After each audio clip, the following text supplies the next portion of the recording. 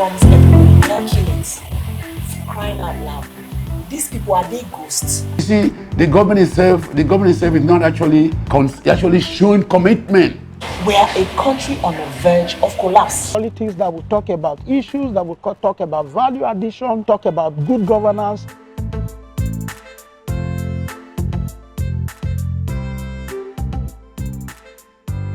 Do you like to participate in politics in Nigeria? No, Why? because they will not allow us to participate in politics in Nigeria as we women. Okay. Because of this, men don't want us to rule them. They say that we are women and they are the ones to rule us. Well, there is no enabling environment for the youth and the system is corrupt. The government of the country needs to create an enabling environment for the youth. They need the youth to be involved in politics. They need to make an environment that will be palatable for all and sundry. That's all. I have 2 reasons that I will never cast my vote in 2023. One, Nigeria is a very corrupt country. They don't want a reliable person that to help them to make the Nigeria to be well organized. Okay. Secondly, I myself am tired to put a thief to be my leader in Nigeria. This country now is corrupt, so even though if they involve themselves in politics, they will not give them chance because they are saying that either children, like youth, they are the leaders of tomorrow. Meanwhile, they have to give us chance.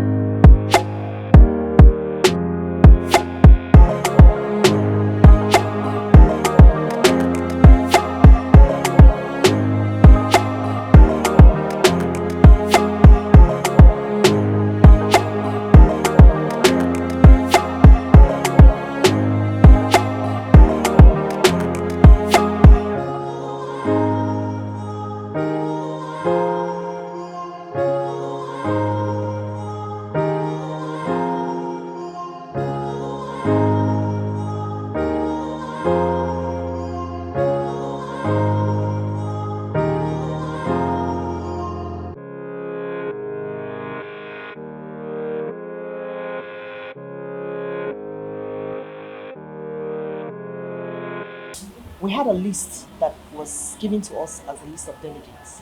On the day of the election, we found out that the lists have been changed. About 9 persons have been changed on that list. Was this deliberate to make sure people don't get the ticket? For me, I feel yes, because who changed it? And that is the question that nobody has answered, even in the party till today. Who changed it? You know, we had insinuations of who changed it, but I can't say for real who did, so I can't talk about that.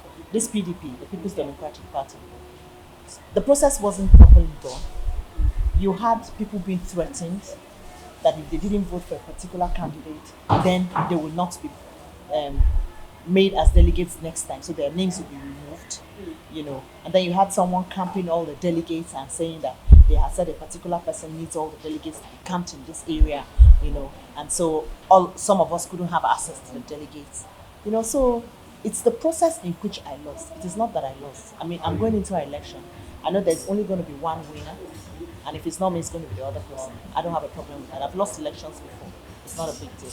But it's the process in which you lose that I didn't like. So do you think that free and fair elections will be achievable in Nigeria to a very large extent?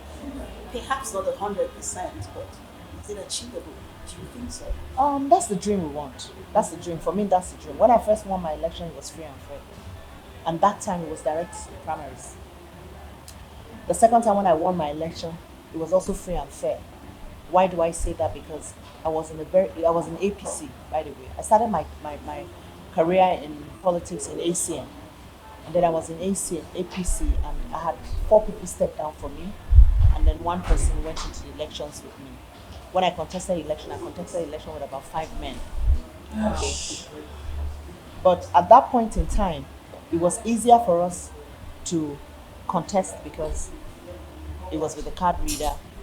It was looking like everything was going smooth and right. When Jiga took charge of the electoral body and seemed to be doing everything right. Now, after that process, we went back to zero. Now it's like we have gone back 10 steps backwards. So the direct primaries are no longer being held in some elections. The people who are supposed to vote are now being determined by the powers that be. They choose them, who's going to be a delegate and all that. So it's a far dream, but that's our desire. We're hoping that we'll get it right.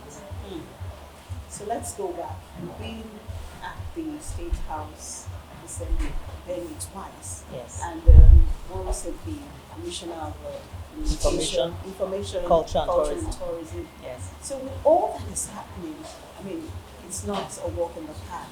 What keeps you going? What makes you say, I'll still go back? The reason why we keep going is because where we are is a journey and it's a battle. When I say it's a journey, it's because politically we have to continue doing what we're doing so that other people will not have to go through this race. I also think that if some of us give up, we have a lot of young people looking up to us. We have young girls looking up to us saying, oh, someday I want to be a politician, someday I want to do. I mentor young girls, so I know this. Someday I want to get to that office, someday I want to do this. Now, if we give up, that means we've let somebody's hope loose. Somebody may just say, if she was commissioner, if she had gone to the House of Assembly twice, and she has decided to pack her load and leave, it means that we don't even stand a chance. So there won't be people even vying for their dreams. I tell people, you don't have to let the fear of the unknown worry you. Have your dream as a focus. Let that be your drive. So for me, that is my dream. So I have to let that drive me. So for more women who may have that dream that you have, but it's somewhere, it's just a dream. You realize that what is stopping we women participating in politics and leadership in Nigeria? This is a conversation that's been ongoing, but it seems that there's just no solution to it. What do you think is stopping women? First and foremost, there's no level playing field. We need to call a spade a spade. Let's stop the lip service. There's no level playing ground for women to contest election in Nigeria. We have tried as much as possible. When I was in the House of Assembly and up till now, we've continually tried to give it a legislative backing. That bill has been thrown out 2 or 3 times. My desire was to also get into the House of Assembly again so that we can try to fight that battle from the House of Assembly. I see a situation where if there is no legislative backing, then the women are going to have to fight for a long time. Countries that have made it and have gotten it right, like Rwanda, like Kenya, like South Africa, so many countries, Yes. they have a law.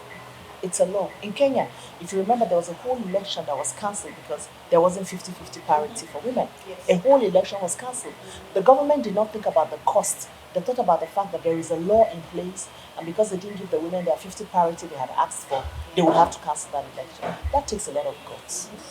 Until Nigeria gets to that point where we say, okay, we are also going to have to do a legal framework where we say, okay, let's do this and let's give certain seats for women. Otherwise, we'll continue to fight. And I tell you the truth, some of the things that are done, we women can't do it. We can't do it. Because I look at it and I'm saying to myself, I want to make a change. Why do I want to carry talks? Why do I want to have people go and harass somebody? Why do I have to carry women and people and go and hide? because I want votes. Why do I have to do all those things? An electoral person who is looking for election that will have to carry delegates to go and hide. What do you think he will do when he becomes president? Or when he becomes governor? Or when he becomes a House of Rep member? Sometimes I wish the electorate can think, through all those things. I'm soliciting for your votes. I say I want to bring change. I want to do something differently.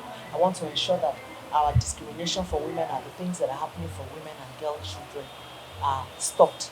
And then I finish, I go and bring talks for you. I go and carry you, I go and hide you and lock you up in a room. And I say you cannot go out except you vote me. Hello? When you vote me, then what? You're going to become my slave or what? So a lot of the things that are happening in Nigeria, we'll have to redefine them. We have to redefine our values. We have to redefine what are the things, the moral propositions that we really want to bring to the table. What do we want to change in Nigeria? We need to get to that point where we tell ourselves the truth. That's just a fact. Some people think that the women themselves are not even ready to take on these positions. I beg to disagree. When I hear people say those things, I just say they're taking that to the cleaners. What do you mean that the women themselves are not ready? If I tell you how much I spent just to try to contest the election, it will shock you. So what do you mean by we're not ready? If we're not ready, I won't go look for money to come sit for an election. I won't go buy a form. Yes, they give us a form free, but I feel it's tokenism. Okay? I feel it's tokenism because where they sit to make those decisions and where they sit to say this is who we want, the women are not there. The women are not there. When you look at the hierarchy of every political party in Nigeria right now, and I say that right now, in PDP, for instance, I think there's only the woman leader who is on the hierarchy of working committee. When you look at the board of trustees, I think there's only 1 or 2 women. So in a percentage where politics is a game of number, you have 50-something people trying to decide something and you have 3 women. What's the ratio? What decision is going to be taken in favor of women? So it's even the men themselves that will have to decide and say, okay, we want to give women this. Otherwise, it's a walk in the park. A lot of young people in Nigeria feel like they're not given the opportunity when it comes to being a part of governance. Do you agree? I totally agree. Why do you think this is so? And what can you do? First, the young people haven't positioned themselves to even be given that. I tell you why. A lot of the politicians, the people they recruit to become thugs, to become people that will go and change things, change names of delegates, change votes, are the young people. But who empowers the young people to do this thing? The elderly people empower them. But guess what? The young people have a right to say we will not do it. But they don't. Do they Why? know better? Well, with all the educations that are going on, and if I went to the university, and this is why I went to the university because I didn't want to be considered an illiterate. I didn't want to be told what to do, especially if I know it was not right. And then you come out of the university and you cannot tell for yourself what is right and wrong. Then I think you have to go back to that university again. Because the whole reason why we all go to the university is to build character and learning.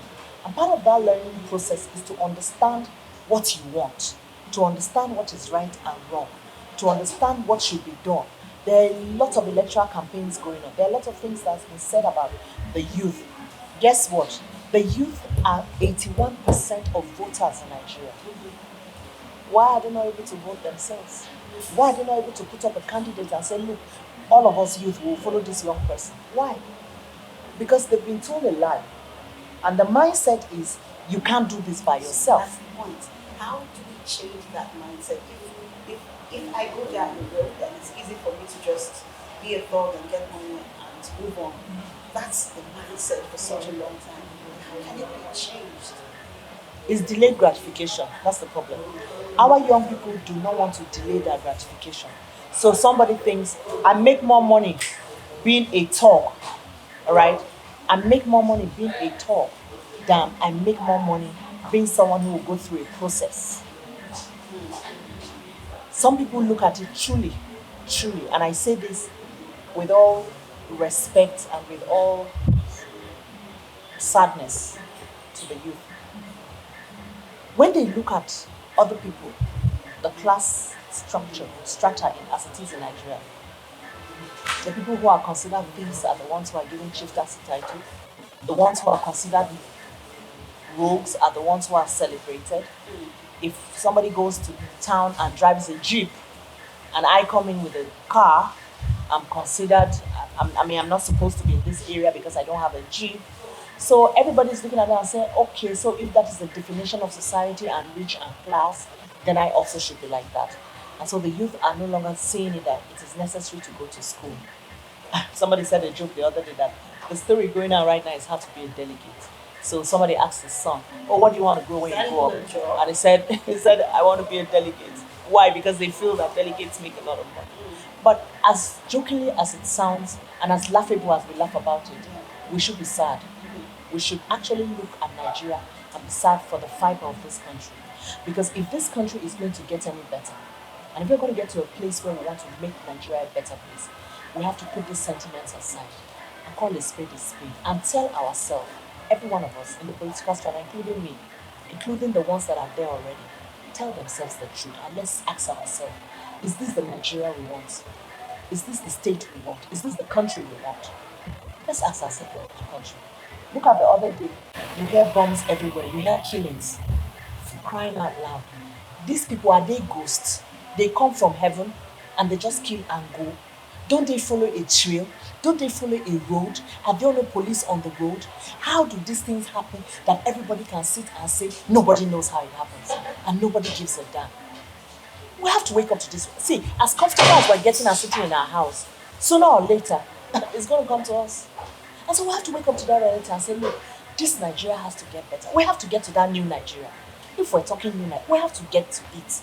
Otherwise, we are a country on the verge of collapse. Thank you.